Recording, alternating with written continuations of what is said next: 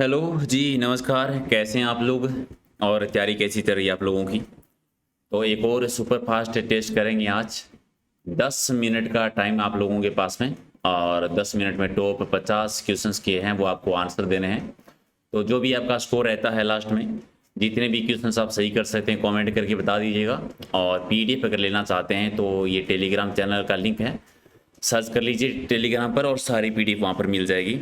और daily test लेना है तो सब्सक्राइब कर लीजिए, बेल आइकन पे ओके कर देना ताकि नोटिफिकेशन आपको मिलता रहे। और एक रिक्वेस्ट आप लोगों से कि सीरीज हम काफ़ी लंबे समय से कर रहे हैं और बिना सहयोग के कोई भी चीज़ है वो पॉसिबल नहीं है, तो थोड़ा सा लाइक शेयर आप ज़रूर कर दिया करें ताकि नई नई सीरीज शुरू कर सकें, क्योंकि हम काफ़ी नया प्लान कर रहे हैं अभी आपके पटवार एग्ज़ाम के लिए। पीछे के जितने भी अगर आप अभी पेपर हुए हैं अगर उनमें आप देखेंगे तो ज़्यादातर क्वेश्चंस हैं वो रिपीट हुए हैं, जो क्वेश्चन आपके पहले के एग्जाम में आ चुके हैं। तो मैं एक नई सीरीज अब शुरू करेंगे कि अब तक जो जो क्वेश्चंस जो आपके सिलेबस के अकॉर्डिंग पूछे गए हैं उनकी एक अलग से सीरीज शुरू कर सकें, और उम्मीद है कि वो भी आपको पसंद आएगी। चलिए शुरू करते हैं। पहला क्वेश्चन हमारा है कि मरु कोकिला किसे कहा जाता है? तो मरु कोकिला कहते हैं अल्लाह जिल्लाबाई को। अल्लाह जिल्लाबाई जो कि बीकानेर से थी, जिन्होंने राज्य की सबसे ज़्यादा बार गाया था। दूसरा कि जोधपुर जंतुआलय जो है क्यों प्रसिद्ध है? जोधपुर जंतुआलय गोडावण प्रजनन के लिए प्रसिद्ध है। और आप बताइए कि टोटल कितने जंतुआलय हैं राजस्थान में और सबसे प्राचीन कौन सा है? अगला कि चिंकारों के लिए कौन सा अभ्यारण्य प्रसिद्ध है? चिंकारों के लिए नाहरगढ़ अभ्यारण्य है। नाहरगढ़ अभ्यारण्य भी है, नाहरगढ़ दुर्ग भी है। ठीक है, तो सी हो जाएगा राइट आंसर। अगला कि मत्स्य संघ में सम्मिलित रियासतें कौन सी? मत्स्य संघ एकीकरण का पहला ही चरण था जो 17-18 मार्च को बना था। 17-18 मार्च 1948 को, आपको याद होगा। और इसकी 4 रियासतें थी, अलवर, भरतपुर, धौलपुर, करौली, यानी बी हो जाएगा। अलवर को है वो उसकी राजधानी बनाया गया था। भरतपुर के लोहागढ़ में इसका उद्घाटन हुआ था और धौलपुर के उदय भान जी हैं वो इसके राज प्रमुख बन रहे थे। तो बी आपका ठीक है। अगला एक राजस्थान में सबसे अधिक क्षेत्र में किस मिट्टी का विस्तार है? तो सर्वाधिक विस्तार आता है बलुई मिट्टी का विस्तार है वो सबसे ज़्यादा है। तो राइट आंसर आप कर दीजिए, सी आपका ठीक है। अगला है कि राजस्थान में लाल दोमट मिट्टी है वो किन जिलों में पाई जाती है? तो लाल दोमट मिट्टी का विस्तार है उदयपुर और डूंगरपुर में, यानी राइट आंसर आपका 1 नंबर। चलिए अगला है कि निम्नलिखित में से राजस्थान में किस श्रेणी की मिट्टी नहीं पाई जाती? यानी नई वैज्ञानिक पद्धति के आधार पर राजस्थान में 5 प्रकार की मिट्टियां हैं। एरिडोसोल्स भी है, अल्पीसोल्स है, एंटीसोल्स है, हिस्टोसोल्स राजस्थान में नहीं है। तो डी आपका ठीक है। अगला है कि मलेरिया की दवा कुनीन के किस वृक्ष से प्राप्त की जाती है? ठीक है, तो मलेरिया की दवा बताइए जो कि सिनकोन से, यानी राइट आंसर 3 नंबर है। अगला है कि उत्कर्ष का विलोम शब्द बताइए क्या होगा? उत्कर्ष का विलोम शब्द होता है अपकर्ष, यानी 1 आपका ठीक है। अगला है कि हवा का पर्यायवाची कौन सा नहीं है? ठीक है, तो वायु है, समीर है, अनिल भी, अनल नहीं है। तो राइट आंसर आपका 1 नंबर ठीक है। अगला है कि विद्युत धारा की इकाई बता दीजिए। विद्युत धारा की इकाई एम्पियर, यानी सी ठीक है। अगला है कि कास्टिक सोडा कौन सा सूत्र है भी? तो NaOH, यानी 1 नंबर ही आपका ठीक हो जाएगा। चलिए डायप्टर जो है वो किसका मात्रक है? डायप्टर ये लेंस की शक्ति का मात्रक आता है, यानी 3 नंबर आपका सही आंसर। अगला है कि प्रसिद्ध सलीम अली किस क्षेत्र में अग्रणी माने जाते हैं? सलीम अली का संबंध है वो पक्षी उद्यान से है। और आप बताइए कि नहीं सलीम अली के प्रयासों से कौन से अभ्यारण्य की स्थापना हुई थी और कहाँ पर है वो अभ्यारण्य? आप कमेंट करके इसका आंसर जरूर दे दीजिए। अगला कि किस ग्रह को लाल ग्रह भी कहा जाता है? तो मंगल ग्रह को लाल ग्रह कहते हैं, 1 आपका ठीक है।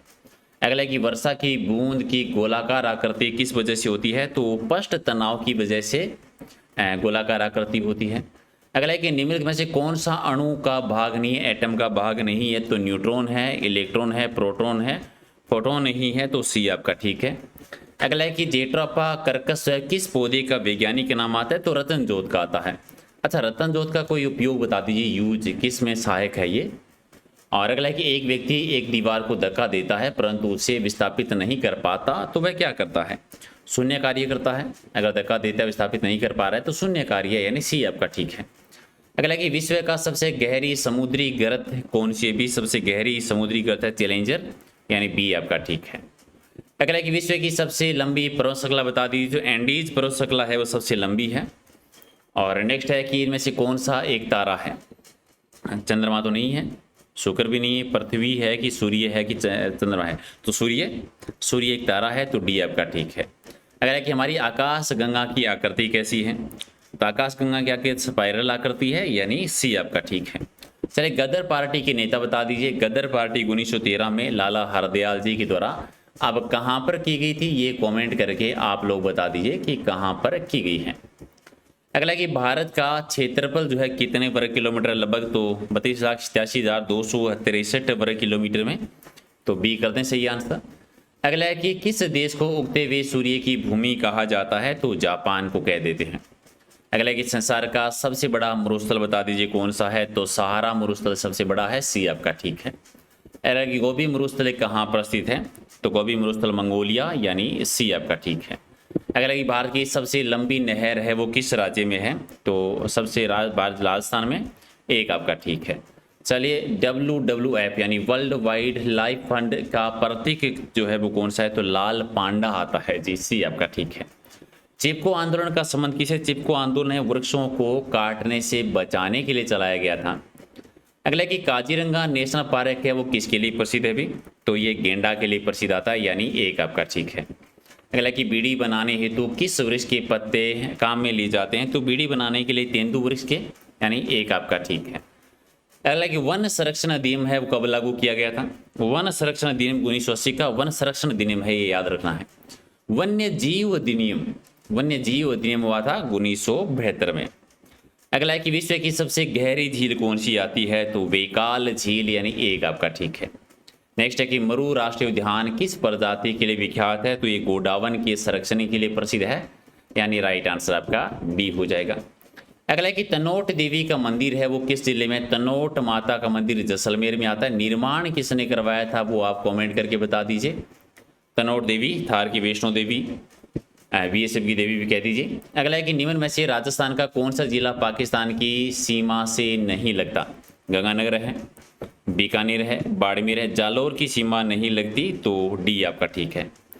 अगला है कि आकल फॉसिल वुड पार्क है किस जिले में स्थित है, तो आकल फॉसिल वुड पार्क है वो जैसलमेर में है, राष्ट्रीय मृग उद्यान में ही आते हैं, तो सी आपका ठीक है।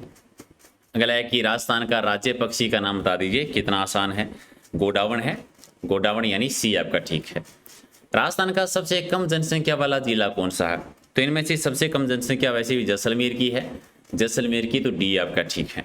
अगर है कि घोटारू का किला कहाँ पर बना हुआ है, घोटारू जगह आपको वैसे भी याद है, ये गेंस के लिए प्रसिद्ध है, घोटारू है वो जैसलमेर में, तो घोटारू का किला भी जैसलमेर में हो गया, सी आपका सही आंसर। अगला है कि राजस्थान वन विभाग रेत के धोरों को स्तरीकरण के लिए निम्नलिखित में से मुख्यतः कौन सी प्रजाति के पेड़ रोपित किए जाते हैं, तो अकेसिया टोर्टिलस। अब आप बताइए किसका नाम आता है, कमेंट करके जो बता दीजिएगा। अगला है कि भुई लाना फोग नामक वनस्पति मुख्यतः निम्न में से किस एक से प्राकृतिक रूप से उगती है, भुई लाना है, फोग है, और ये पश्चिमी राजस्थान में है, पश्चिमी राजस्थान में, बी आपका ठीक है। अगला कि भारत का प्रथम आणविक परीक्षण पोखरण के किस ग्राम के समीप है, और ये लोहारिका के समीप आता है, नहीं एक आपका ठीक है। अगला कि ऐतिहासिक किराड़ू मंदिर कहाँ पर है, किराड़ू का मंदिर है ये किराड़ू, और किराड़ू मंदिर जो है ये बाड़मेर में है, जिन्हें राजस्थान का खजुराहो कहते हैं। नेक्स्ट है कि राजस्थान में प्रमुख आराध्य देव तेजाजी का जन्म स्थान बता। तेजाजी का जन्म है वो खरनाल नागौर में, खरनाल नागौर में तेजाजी का जन्म, और इनका मेला कहाँ पर बढ़ता है वो आप कमेंट करके बताएंगे कि इनके मेले का आयोजन कहाँ पर होता है। अगला कि रणथंभौर राष्ट्रीय उद्यान किस जिले में आता है, रणथंभौर राष्ट्रीय उद्यान है वो सवाई माधोपुर में, यानी सी आपका ठीक है। और अगला है कि भैंस की उत्तम नस्ल बता दीजिए जिनमें कौन सी है, तो मुर्रा जो है वो बेस्ट नस्लों में आती है, यानी सी आपका सही आंसर है। तो आपने 50 में से कितने सही किए हैं कमेंट करके जो बताइए। आपको सीरीज़ ये कैसी लग रही है ये भी कमेंट करके बताना, ताकि सीरीज़ को हम कंटिन्यू रखें, और अगर सुधार करने की ज़रूरत है तो इसमें हम ज़रूर कुछ ना कुछ सुधार करेंगे।